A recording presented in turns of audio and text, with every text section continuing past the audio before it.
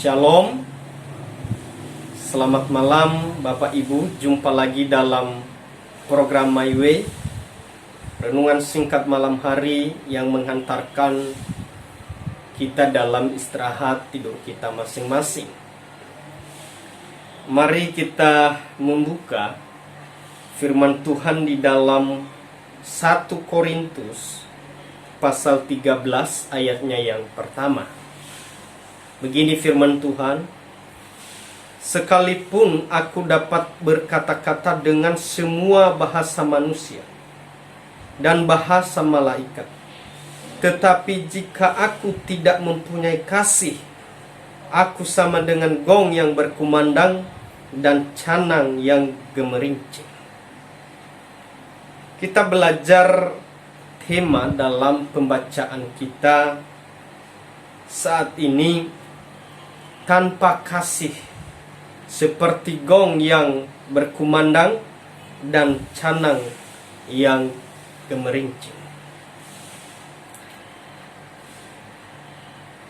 Harus kita tahu terlebih dahulu apa itu gong dan canang. Gong ini sebuah alat musik yang sering digunakan khususnya di Asia dan juga canang ini, Bapak Ibu. Kalau di tempat kami, gong ini dan canang sering dipakai, digunakan ketika ada pesta pernikahan dan juga ada penyambutan tamu yang terhormat seperti pemerintah kepala daerah mengunjungi sebuah desa, maka disambut dengan gong dan juga canang ini. Tapi yang menarik di sini, tanpa kasih, seperti gong yang berkumandang. Saya mulai memperhatikan, rupanya gong ketika dipukul dan dia itu berkumandang, dia mengeluarkan suara, dan juga canang mengeluarkan suara yang gemerincing. Itu memang indah dan itu menghibur, tapi hanya sampai di situ. Dia tidak bisa memberikan rasa, tidak bisa memberikan dampak yang dapat membuat orang-orang yang di sekitarnya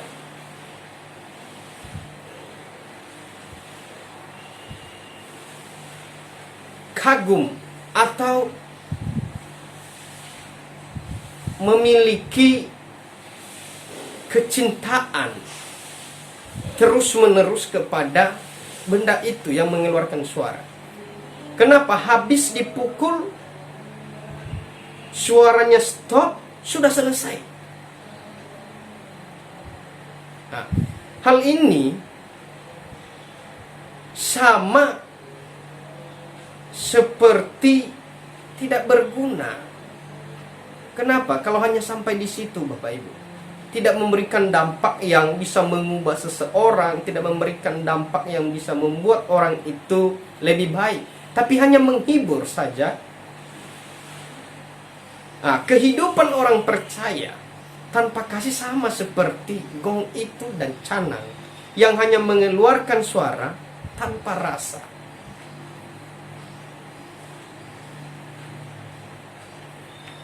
Cukup menarik bagi saya. Kenapa? Karena firman Tuhan ini memberikan satu pemahaman kepada saya saat ini bahwa orang yang tidak memiliki kasih, sekalipun dia menguasai semua bahasa, artinya dia memiliki pengetahuan yang bagus, bahkan menguasai bahasa malaikat, dia memahami. Tapi kalau dia tidak memiliki kasih, itu sama seperti gong dan canang itu tadi. Artinya dia tidak memiliki rasa. Dan rasa itu tidak bisa dinikmati oleh orang lain, orang yang ada di sekitarnya. Tapi apa gunanya? Karena manusia sesungguhnya dia hidup berdampingan dengan sesama harus bisa memberi rasa. Dan itu harus dinikmati oleh orang-orang yang ada di sekitarnya, sehingga dia dapat menjadi berkat bagi orang lain. Ini luar biasa. Kita dituntun supaya hidup kita memiliki kasih, supaya kita dapat memberikan rasa. Dan rasa itu dinikmati. Itu adalah kasih. Begitu banyak Bapak Ibu di antara kita, ya khususnya orang-orang percaya, bukan memberikan rasa yang manis, rasa yang sedap dalam kehidupannya, tapi yang terjadi sering memberikan rasa yang pahit, yang membuat orang bukan lagi kagum atau merasa terberkati melalui kehadirannya, tapi malah menjadi batu sandungan. Kita harus mengerti sekarang bahwa orang percaya di dalam Tuhan, kalau dia tidak memiliki kasih, sama seperti gong yang berkumandang dan canang yang gemerincing. Artinya dia tidak bisa memberikan rasa yang bisa dinikmati oleh orang lain dan menjadi kagum terhadap dia, dan dia dilihat dan kelihatan seperti orang-orang yang di luar sana. Dan ini sangat berbahaya. Saya pernah mengikuti satu seminar Bapak Ibu yang mengatakan begini, dalam rumah tangga juga, jangankan kita menyinggung kehidupan sosial, dalam rumah tangga, ya, kalau rumah tangga kita tidak bisa memberikan rasa yang bisa dinikmati sehingga rumah tangga itu bahagia. Nah, karena tidak ada rasa, maka rumah tangga itu tidak lagi menikmati kasih atau cinta itu Bapak Ibu. Sama dalam kehidupan kekristenan sebagai orang percaya, tapi kalau kita hanya menyampaikan saya ini orang percaya, bisa menyeruakan kebenaran, bisa berkhotbah, bisa melayani pujian penyembahan, tetapi kalau tidak ada kasih, itu tidak ada gunanya.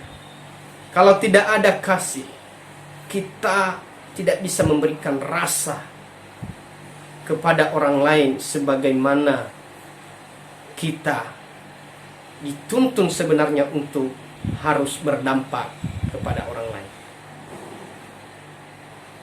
Biarlah firman Tuhan ini memberkati kita dan memberikan satu pemahaman kepada kita dalam menjalani kehidupan kita hari lepas hari. Selamat malam Bapak Ibu, selamat istirahat. Tuhan Yesus memberkati kita semua. Amin.